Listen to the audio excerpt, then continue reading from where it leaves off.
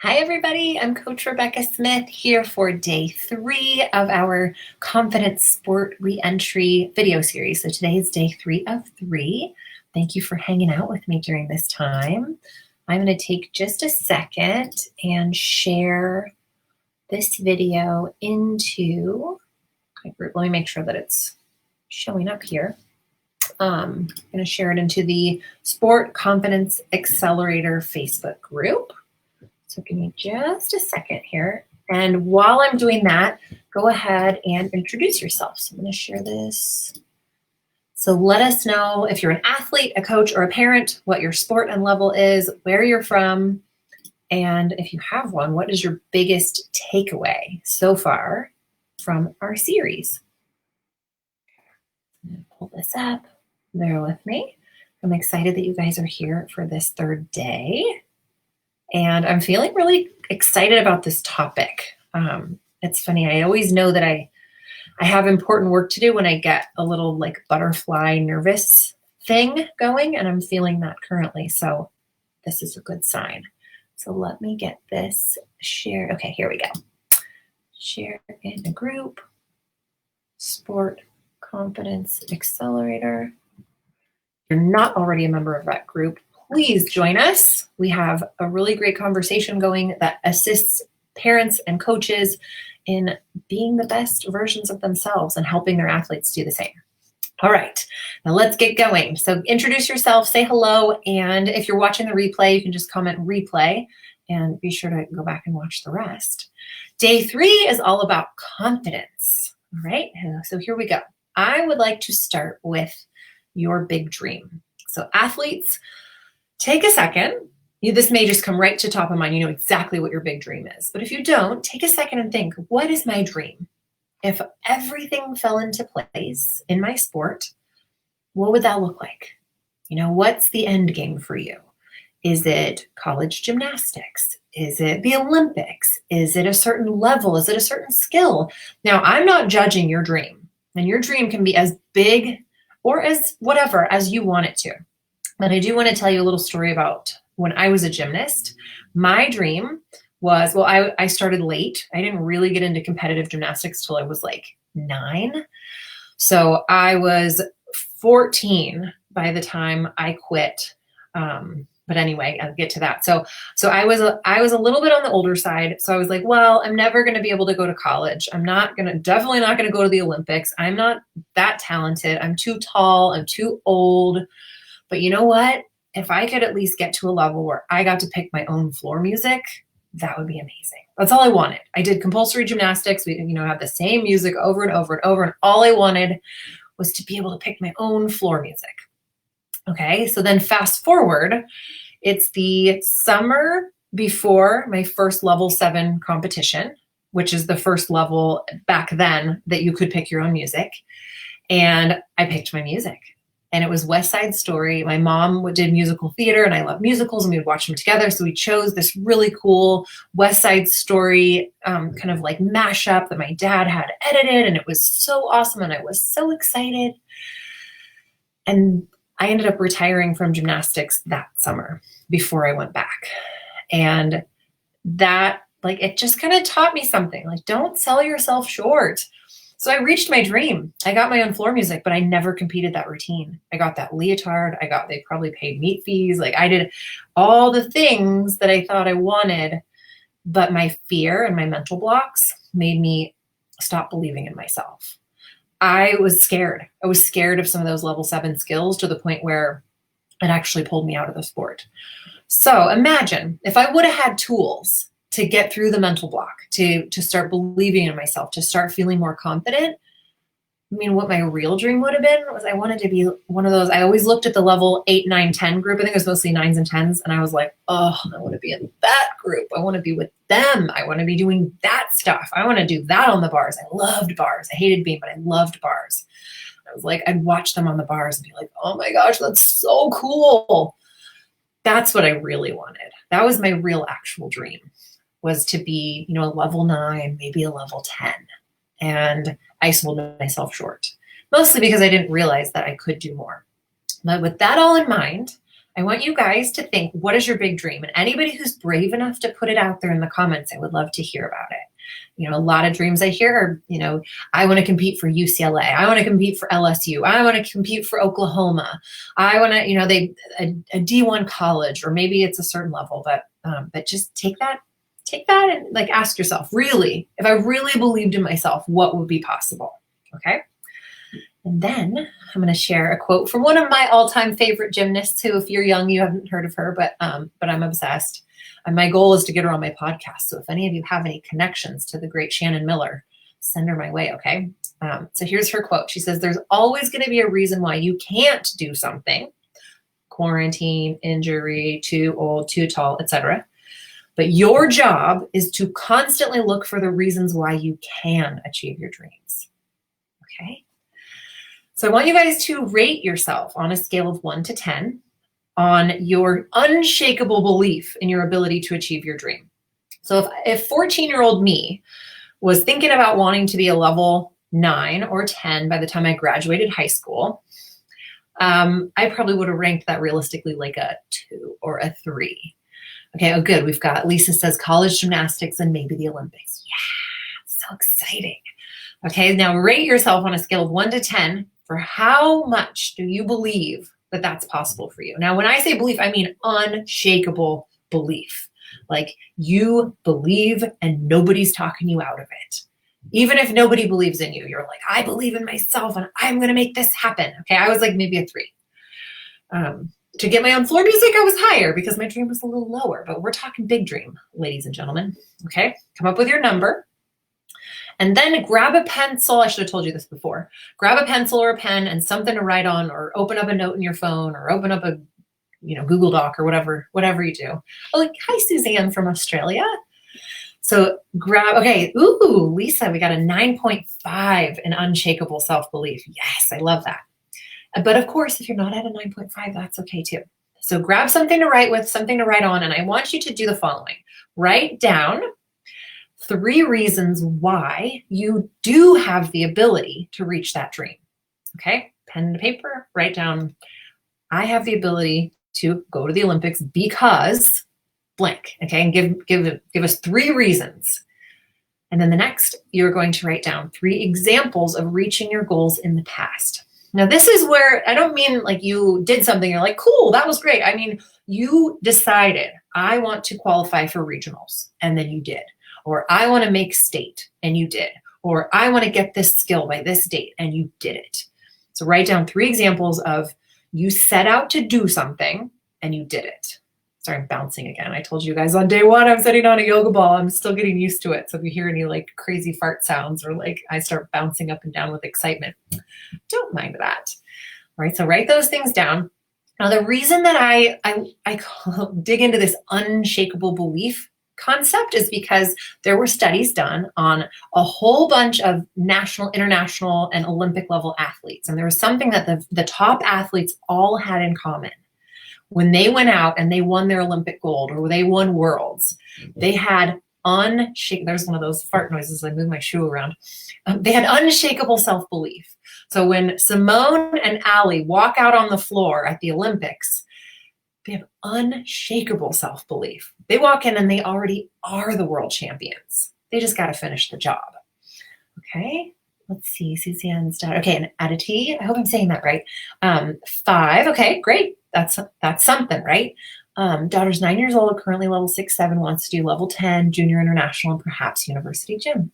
Awesome, right? Now, when you're done with those, just write done in the comments so I don't rush you along here too much. And then we're going to go on to a couple other questions here. So you're writing down reasons why you can reach that dream, and 3 examples that you've already reached a dream, even if it was a mini dream, but the bigger the better. Okay, here's a question or a quote from Venus Williams in the meantime. She says, you have to believe in yourself when nobody else does. That makes you a winner right there. Now, if that's not true for you yet, that's okay. You can get there. If you're at a 5 on the self-belief factor, you can climb it. If you're at a 9.5, we can get you to a 10. Let's do it. Okay, and then the next thing, this one might be the hardest part of what we're going to do today. Continuing to dig into that unshakable belief, I want you to have the unshakable belief that you possess unique qualities and abilities that make you better than your opponents. So you're going to have to brag a little. And those of you who are perfectionists might have trouble with this because nothing ever feels good enough. Or those of you who maybe have a little bit lower self-esteem or just don't feel very confident, you might have a little trouble with this. I personally found this to be one of the most challenging exercises I had ever had to do in my personal growth journey, was to be forced to write down good things about myself. But what I want you to do is write down 10 unique qualities and abilities that set you up for success. Okay, so just start writing. What's great about you? Why? We already talked about why you'll reach your goal, but what is it about you that actually sets you up? I was laser focused on the fact that I was too tall, I was too old, I had a late start, I wasn't that strong. So I had all my focus on the reasons why I couldn't, which kept me insecure, it kept me doubting myself, and it kept me failing, basically. But if I were to look back at the things that I did have in my corner, I was a hard worker. I worked harder than anybody else, even though, it was harder for me. And like doing 2 pull-ups was my max when these little peanut string beans next to me were like, so many pull-ups. And I was like, but I worked. I was nice. I was a nice teammate. I loved my little ducklings that came along behind me. I was a leader. I had a really great attitude, except when I was in tears and frustrated. That was sort of my weak spot. Allison, I want to be a gymnastics coach. That was, I guess I'm sort of still a gymnastics coach in a way, like my favorite parts of it, but I was a coach for 15 years and it was like the most soul-filling work I've ever done. So you're writing down 10 unique qualities and abilities that set you up for success. If you're stuck, which I imagine many of you might be stuck because this is a challenging exercise, think about what would your mom say? If mom's sitting right there, you can just ask her, like, what's great about me, mom? And she can rattle off 17 things, I'm sure. Or what would your coach say? If you overheard your coach and your mom bragging about you, what would they be talking about? Or what would your teammates be jealous of? For me, I was so flexible. I was like, I will do my splits on a couch. No problem. Yeah, I'm not that good at push-ups, but man, am I flexible. And I wasn't that strong. I wasn't very powerful, but my lines were so clean and so pretty. My dance was beautiful. But like my block on vault was like real mushy because I wasn't that strong. So you want to be focusing on the good stuff. All right, now let me know, say finished in the comments when you're done with this one. And if you're still like, I cannot come up with 10, think about what your best teammate would say to you when they were trying to cheer you up. What's great about you? Okay, so take a second, finish that up.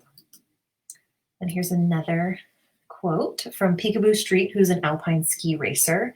She says, to uncover your true potential, you must first find your own limits, and then you have to have the courage to blow past them. So next, we're going to dig in just one more layer of writing things down that's going to help tap into that self-belief that I think can be in there. Hopefully you guys are finished. This is our last writing, don't worry if your hand is getting tired. So in order to have unshakable belief, this study that studied international level athletes saw that you have to have the ability to push through discomfort. So I want you to write down, okay, good, getting done here. I want you to write down 3 situations where you were uncomfortable, but it didn't stop you. Okay, this could be, for me, that was all those times when I was afraid and I somehow was able to settle myself enough to trust and go, or times where I didn't want to say something to my coach and I just really wanted to just do it, but I communicated. I got it. Like I excavated my thoughts from the depths of my fear and I was like, I need help. Like, okay, it's okay. Those communication moments can be so challenging. At those moments where you're like, oh man, this is so hard. But you just kept going. You did not let it stop you. So write down 3 of those and then 3 examples of hard times that proved you're stronger than you thought. It's easy to look at those hard times and be like, I can't believe I did that. That was so horrible, or that is not fair, whatever example of a hard time might be, being injured, or even the COVID-19 quarantine. That's, I think, a hard time that we all get to chalk up to. That was a hard thing. Getting through it, staying motivated, staying happy, staying excited. That was hard. So you can write down times where you were like, I don't know how I'm going to get through this. This is too hard. It's too scary. It's too big. I don't, and it might not be in sport, but if you can come up with sport examples, all the better. Where you're like, I don't know if I'm going to be able to survive this class, this teacher. I'm going to fail. I'm not going to do well on this test. Or you're like, this is just too hard. But you proved that you're stronger than you even thought you were. I've got a couple of big ones in my life. And I bet parents, you've got some doozies. Once you get past like teenage years, you get some hard stuff in life. Not everybody gets to just skate on through. I don't think anybody does. We all have these trials that we go through. And those are the ones that like really show you what you're made of. Those like, I can't, this is too hard. There's been moments during the COVID-19 quarantine where I was like, I can't do it. Don't want to feel like this. Too hard. Ugly cry. Like, this is too hard. I have 2 little kids. Like, what am I going to do with these kids all day? And how am I going to run my business? And then like cut to a week later when I'm like, okay, this is great. This is fine. We got this. I got this. Okay. So write down, finish when you're done with this. And it might be hard to look back and think of those hard times, but what we're really focusing on here is the fact that you did it. You got through it. And you can look back and go, okay. Anyone who's ever had a mental block and you get to the other side of it and you're like, why did I think that was so hard? Because you did all the work to build that confidence. Okay, good. We're getting done here. And then you did it. And you're like, wait, what? Like graduate school for me, it was like this trudge. It was so hard. And then I was done one day. I was like, wait, I'm done? Like, I'm done? I have my master's degree. This is crazy. Then I was like, oh, okay. That's pretty awesome. Okay, now I'm going to ask you to do that rating again that you did in the beginning. After looking at those things that you wrote down on a scale of 1 to 10, how strong is your unshakable belief in your ability to achieve your goals, to achieve your dream? Okay, so put that number in. And maybe it didn't go up. Maybe it did go up. I'm not going to judge you based on whether or not your number went up. But just notice for yourself, if looking back at the positive things, the strengths, the successes, those hard things that you conquered, if that makes a difference in how you believe in yourself. So that, again, like what I'm showing you guys these 3 days is just quick, simple ways to change the way you look at yourself, to change the way you look at your past, to change the way that you focus, because that literally can change everything. It can change your confidence just like that. Oh my gosh, Allison's up to a 9.7. Where did you start? I didn't see your starting number, but I like it. I like the 9.7. Holy moly. Okay, great. So here are your action steps. All right, Lisa's still at a 9.5, which I think we'll take that. We'll take it. Action steps based on day 1. I want you to love and accept yourself no matter. Okay, ooh, added T is up from a 5 to an 8. Huge. Allison's from, okay, oh, what was Allison's? I didn't see your first number, but okay, she's up to a 7. Great. So your day 1, I asked you to love and accept yourself no matter what progress you are able to make as you go back to practice. Day 2, we decided yesterday we were going to view the reentry to sport as a challenge and then rise to it, which hopefully gave you a little bit more fun if you've already been to practice since then. And then I'm going to ask you today to take some action towards your dream. Okay, if you want to go to college, if you want to go to the Olympics, what can you do today to make that more likely? First number is 7. Okay, so Allison stayed steady at 7. Cool. All right, and then for anybody who is dealing with fear or anxiety, I wanted to put this out there to the group that we're doing a free webinar. So you can sign up. I put the link in this live video. So you should be able to just click that link and sign up for it. It's called How to Break the Fear Cycle and Build Lasting Sport Confidence. So if you enjoyed some of the stuff we talked about this week, I strongly encourage you to sign up for that training. And it will go over the 3 biggest mistakes that people make that end up making fears and mental blocks worse. And it will also go over the 3-step framework to break through fear and build lasting sport confidence. So that is it for us today. If anybody has any questions, feel free to send those through now. Here's the link. I know it's kind of awkward to like have to look at a screen and type it in. So you should be able to just click the link, but I'll just read it off for anybody who's listening and not looking. It's completeperformancecoaching.com/fear-cycle-w1-register. So there are a couple different options to view it, and that's it. So you guys, thank you for hanging out with me. I'm going to be back doing another live video next week.